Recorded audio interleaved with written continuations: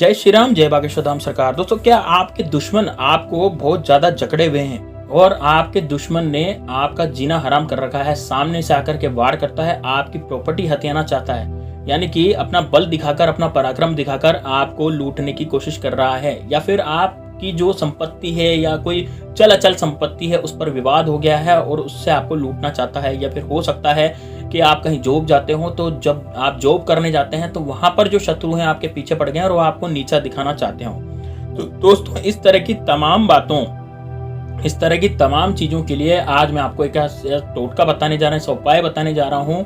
केवल नींबू पर सिंदूर लगा करके आपको यहाँ पर फेंक देना है। आपका शत्रु हमेशा के लिए निस्तानाबूद हो जाएगा। आपका शत्रु दर दर की ठोकरें खाएगा, रोएगा, पछताएगा और गिड़गिड़ाएगा और हो सकता है उसकी मौत भी हो जाए। तो दोस्तों, बड़ा ही जबरदस्त उपाय है। इस उपाय को यदि आपने एक बार कर लिया तो यकीन मानिए आपके जीवन से शत्रु नाम की बीमारी हमेशा हमेशा के लिए खत्म हो जाएगी। तो दोस्तों, किस तरह से इस टोटके को किया जाएगा और इसमें क्या क्या सामग्री चाहिएगी, तो पूरा इस वीडियो को अंत तक बने रहिएगा। दोस्तों, एक छोटा सा वीडियो है लेकिन वीडियो बड़े काम का है। यदि इस उपाय को आप कर लेते हैं तो जिन लोगों ने इस उपाय को किया है, मैंने जिन को भी इस उपाय को बताया है, उसमें से 100% लोग जो हैं वो सफल हुए हैं, यानी कि वो अपने शत्रुओं को खत्म करने में पूरी तरह से सफल हो गए हैं। तो वो उम्मीद करते हैं आप भी यदि इस उपाय को तरीके से करेंगे। पहले तो इस उपाय को दोस्तों आपको सुनना पड़ेगा, है ना। पूरा सुनने के बाद ही आप इस उपाय को कर पाएंगे।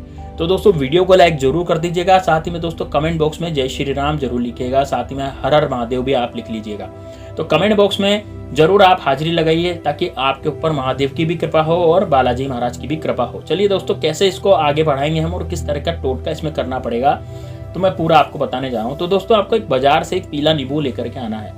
देखिए, पीला नींबू जो है, नींबू दो तरह के होते हैं, एक हरे रंग का नींबू होता है, एक पीले रंग का नींबू होता है। तो पीले रंग का जो नींबू है वो लेकर के आना है, लेकिन नींबू जो है पूरा रस भरा हुआ होना चाहिए और अच्छी तरीके से होना चाहिए। उसमें तो दाग धब्बे या कुछ ऐसी चीज या लाइन वाइन ऐसा कुछ भी नहीं होना चाहिए। कई बार लोग दाग दगेले नींबू से प्रयोग कर लेते हैं। देखिए दोस्तों, जो दाग दगेले और बासी नींबू होते हैं ना, उनकी सारी शक्ति खत्म हो जाती है। फिर वो शक्ति उस लायक नहीं रहती कि उस नींबू में, उसका जो नींबू का ओरा होता है वो उस लायक नहीं रहता कि उससे कोई तांत्रिक क्रिया या कोई टोटका उससे किया जाए। ठीक है, तो आप बिल्कुल ताजा नींबू लेकर के आए बाजार से, जो कि पीले रंग का होना चाहिए। अब इसके बाद आपको एक सामग्री और चाहिए, जो कि आपको चाहिए सिंदूर। तो देखिए, नींबू पर सिंदूर आपको लगाना है, लेकिन कौन सा सिंदूर लगाना। अभी सिंदूर दो तरह के होते हैं। एक तो लाल सिंदूर होता है जो कि मांग में भरा जाता है। दूसरा जो सिंदूर होता है वो कामिया सिंदूर होता है, जो कि केसरिया रंग का होता है, जिससे हनुमान जी को छोला चढ़ाया जाता है। तो आपको वो वाला ही सिंदूर लेना है जो कि कामिया सिंदूर होता है, यानी कि हनुमान जी के छोले चढ़ाने वाला सिंदूर। या आपको पंसारी की दुकान पे या पूजा पाठ की सामग्री की दुकान पे या आपको आसानी से उपलब्ध हो जाएगा। तो 2 रुपये 5 रुपये की पुड़ी आएगी, आप वो ले आइएगा घर पे।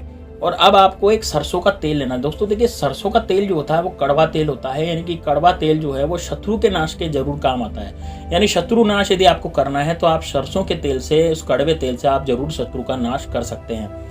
तो अब इस शत्रु के नाश के लिए आपको क्या करना पड़ेगा, कड़वा तेल आपको लेना पड़ेगा। एक कटोरी में थोड़ा सा कड़वा तेल यानी सरसों का तेल आप ले लें। उसके बाद इस सिंदूर को आपको उस कटोरी में घोलना है। ठीक है, जो आपने सिंदूर लिया था उसको आपको कटोरी में घोलना है। अब आप ये नींबू जो है, इस नींबू को लेकर के बैठे। देखिए, आपको ये सारा काम जो है वो कौन से दिन करना है। तो दोस्तों देखिए, सबसे पहले आपको दिन चुनना पड़ेगा। तो आप मंगलवार, शनिवार, बुधवार या फिर रविवार, ये 4 दिन आप चुन सकते हैं। इन 4 दिनों में से किसी भी दिन आप इस उपाय को कर सकते हैं। तो यदि आपको आज ये उपाय मिला है तो इसको जरूर डायरी और कॉपी पेन में लिख लीजिए ताकि आप इस उपाय को कभी भी कर सके। डायरी पेन लेकर के इसलिए बैठने के लिए कह रहा हूँ क्योंकि यदि आपने आधा अधूरी जानकारी ली, मान लीजिए आपने कुछ मिस कर दिया या फिर आपको कुछ समझ नहीं आया, है ना, या फिर आपके लिखने में गड़बड़ होगी या सुनने में मिस्टेक होगी या वीडियो आपने आधा ही देखा, तो फिर ये उपाय जो है वो काम नहीं करेगा, क्योंकि पूरी प्रक्रिया आपने उसकी नहीं सुनी और ना करेंगे। तो आपको ये जरूर करना है। इसके मतलब कि वीडियो को पूरा अंत तक जरूर आपको देखना पड़ेगा दोस्तों, ठीक है ना। तो अब ये वीडियो मैं ज़्यादा लंबे नहीं बनाता हूँ, छोटे छोटे वीडियो बनाने लग गया हूँ, क्योंकि लोग कहते हैं कि गुरुजी आप बिल्कुल छोटे वीडियो बनाइए ताकि हमारा टाइम वेस्ट नहीं हो। तो बिल्कुल मैं छोटे ही वीडियो बना रहा हूँ ताकि आपका बिल्कुल भी टाइम वेस्ट इसमें नहीं होगा। तो देखिए, आप प्रक्रिया बताते हैं तो प्रक्रिया बताने में तो थोड़ा टाइम तो लग ही जाता है, ठीक है ना। तो प्रक्रिया देखिए, आप सबसे पहले आप क्या करेंगे, अपने कमरे में ये सारी सामग्री लेकर के बैठ जाएंगे। ठीक है, मैं एक बार फिर से रिपीट कर देता हूँ। आपको पीले रंग का नींबू लेना पड़ेगा, एक आपको सिंदूर लेना पड़ेगा, एक आपको जो है ये अपने सरसों का तेल लेना पड़ेगा। 3 चीजें आपको लेनी पड़ेगी। माचिस की तीली भी आप ले सकते हैं। ठीक है, अब आप क्या करेंगे, अपने कमरे में या फिर एकांतवास में, जहां पर आपका एकांत हो, देखिए शत्रु जो है वो दो तरह के होते हैं, एक तो वो शत्रु जो सामने से वार करता है, एक वो शत्रु जो गुप्त रूप से वार करते हैं। यानी कि ये गुप्त शत्रु जो होते हैं हमारे घर परिवार में भी पाए जा सकते हैं। हो सकता है हमारे कोई रिश्तेदार हो सकता है दूर का रिश्तेदार हो, कहीं दूसरी बाहर सिटी में रहता हो, कहीं रहता हो। तो इस तरह के जो रिश्तेदार होते हैं वो हमारे गुप्त शत्रु कहलाते हैं। सामने से ये वार नहीं करते, सामने से बड़ा मीठा मीठा और बहुत अच्छा व्यवहार रखते हैं, बहुत अच्छे से बोलते हैं, लेकिन पीठ पीछे ये हम पर चूरा टोकने की कोशिश करते हैं। पीठ पीछे हमारी बुराई भी करेंगे और पीठ पीछे हम पर कुछ तांत्रिक क्रिया या कुछ किया कराया भी करवाएंगे। तो दोस्तों शत्रु जो है, जो गुप्त शत्रु है, उसका भी इससे नाश होता है। तो आप अपने प्रत्यक्ष शत्रु जिसका आप नाम जानते हो उसका भी नाश होगा, और जिसका नाम नहीं जानते उनका भी नाश होगा। मतलब कि आपके इससे हजार लाख कितने भी शत्रु हो, सारे के सारे शत्रुओं का 100% इसमें नाश हो जाएगा। अब आपको करना क्या होगा, तो सारी सामग्री लेकर के आप बैठ जाएं दक्षिण दिशा में मुंह करके। देखिए जमीन पर बैठते हैं तो सबसे अच्छी बात है, लेकिन जिससे जमीन पर नहीं बैठा जाता, जिनके पैर कमजोर हैं, तो वो कुर्सी पर भी बैठ सकते हैं या आप पलंग वगैरह पर भी बैठ सकते हैं। लेकिन आपको जो अपना मुंह है यानी अपना फेस जो है वो दक्षिण दिशा की तरफ करना पड़ेगा, तब जा करके आपको इसमें सफलता प्राप्त होगी। क्योंकि दक्षिण दिशा जो होती है वो शत्रु नाश की दिशा होती है। भगवान श्री राम भी दक्षिण दिशा में गए थे रावण को मारने, तो रावण उनका सबसे बड़ा शत्रु था। तो यदि आपको विजय प्राप्त करनी है अपने शत्रु पर, तो आपको दक्षिण दिशा में मुंह करके ही इस उपाय को करना पड़ेगा। अब सबसे पहले आप क्या करें, एक नींबू उठाएं।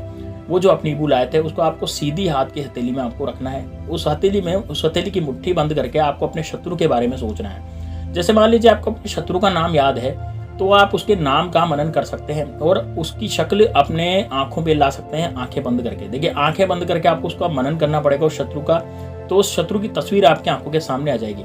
ठीक है, तो बड़े गुस्से से उसको आपको देखना है और नींबू हाथ में आपको रखना है। और यदि आपको केवल मान लीजिए आपके शत्रु का नाम ही नहीं पता है ना, आपके गुप्त शत्रु पीछे पड़े हुए हैं, आपको यही नहीं पता कि यार मेरे पे कौन क्या करवा रहा है, या किस तरह से शत्रु मेरे पीछे पड़े हुए हैं, चारों तरफ से आप शत्रु से गिर गए हैं, तो आप क्या करेंगे, आप आंखें बंद करके उन घटनाओं को याद करेंगे जो कि आपके साथ बीती थी। नींबू को आपको राइट हैंड में रखना ही है, हथेली को बंद करके। अब 15 से 20 सेकंड बाद आप हथेली को खोल लीजिए, और हथेली को खोलने के बाद आपको वो जो आपने सरसों का तेल और आपने जो कामिया सिंदूर घोला था सरसों के तेल में, उसको आराम से किसी भी तीली की सहायता से उस नींबू पर आपको शत्रु लिखना है। देखिए यदि आपको शत्रु के नाम पता है, मान लीजिए आपके शत्रु का नाम कुछ भी हो सकता है, जैसे मान लीजिए अजय विजय कुछ भी हो सकता है, तो आप वो लिख लीजिए। और यदि आपको शत्रु का नाम नहीं पता तो केवल शत्रु लिख दीजिए। आपको उससे शत्रु लिखना है। शत्रु लिख करके यानी पीले नींबू पर आपको शत्रु लिखना है। पीले नींबू पर शत्रु लिखने के बाद आपको क्या करना है, सिंदूर से लिखना है ये शत्रु, और उसके बाद आपको जाना है चौराहे पर, या फिर आप चाह सकते हैं जैसे जहाँ भी ज़्यादा लोग घूमते हैं या तो चौराहे पर चले जाएं, या फिर आप किसी ऐसा सुनसान जगह पर चले जाएं जहाँ पर आपको आते जाते कोई देख, जहाँ पर कच्ची मिट्टी हो, ऐसे मैदान में भी आप जा सकते हैं, पार्क में या गार्डन में भी आप जा सकते हैं। और वहां जाकर के आपको एक खड्डा खोदना है, खड्डा खोद करके इस नींबू को वहां पर गाड़ना है, मिट्टी को ढक देना है, मिट्टी को ढक करके वापस आ जाना है। तो घर पे आप लौट आए, पीछे मुड़कर नहीं देखें, दाएं बाएं अगल बगल नहीं देखें, बस सीधे आपको घर पे लौट आना है। और यदि मान लीजिए आप चौराहे पर इस नींबू को फेंकते हैं तो बिल्कुल आप फेंक करके वापस लौट आ सकते हैं, लेकिन चौराहा ऐसा होना चाहिए जहां पर ज्यादा से ज्यादा वाहन और गाड़ियां गुजरते हों। तो जो भी आपके घर के पास में हो आप वो कर सकते हैं। यकीन मानिए दोस्तों, आपका शत्रु 24 घंटे में आपको उसकी बुरी खबर आपको मिलेगी, यानी कि आपका शत्रु जो है पूरी तरह से निस्तेनाबूद हो जाएगा। 24 घंटे भी नहीं लगेंगे और आपका शत्रु पूरी तरह से खत्म हो जाएगा। तो दोस्तों बड़ा ही जबरदस्त उपाय है, इसको जरूर कीजिएगा। चलिए मिलते हैं नेक्स्ट वीडियो में, तब तक के लिए जय श्री राम, जय बागेश्वर धाम सरकार, हर हर महादेव।